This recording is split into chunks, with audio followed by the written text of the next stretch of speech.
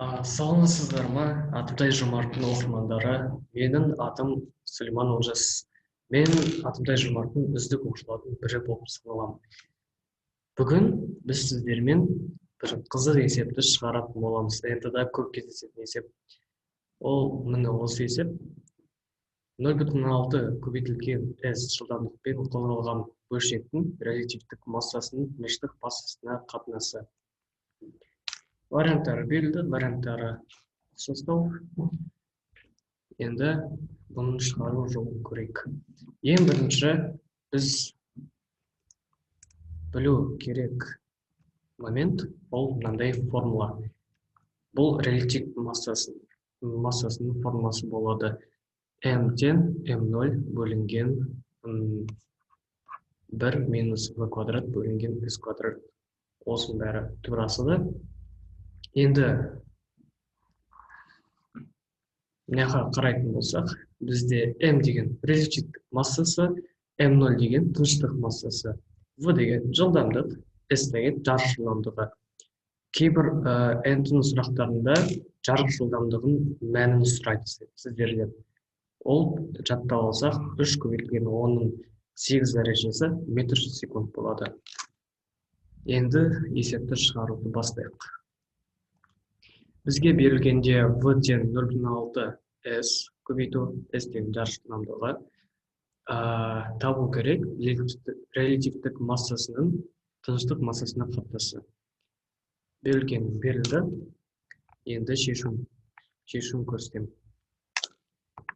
Ең бірінші біз жаңағы формулаға саламыз.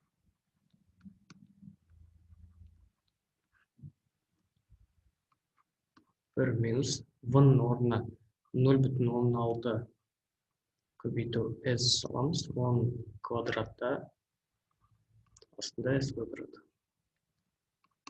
Осы жерде m0 бөлінген 1.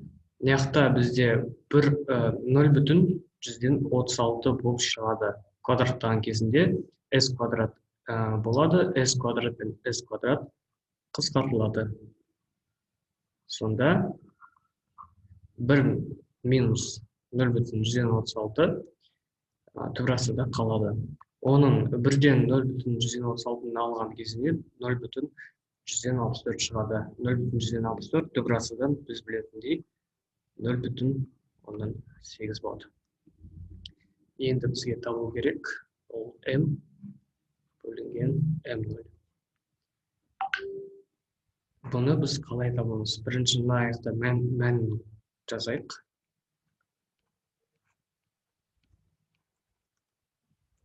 Енді осыны келтірейік.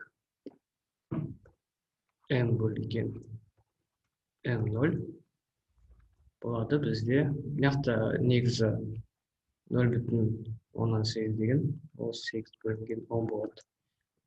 Так как мынау бөліміне кеткен үшін, m0 бөліміне кеткен үшін 10 үстіге жоғары қарай ауысады. Болады бізде 10 бөлінген 8. Бұл бізде 1,125 тең. Бұл есептің жауабы 1,125. Алса болды.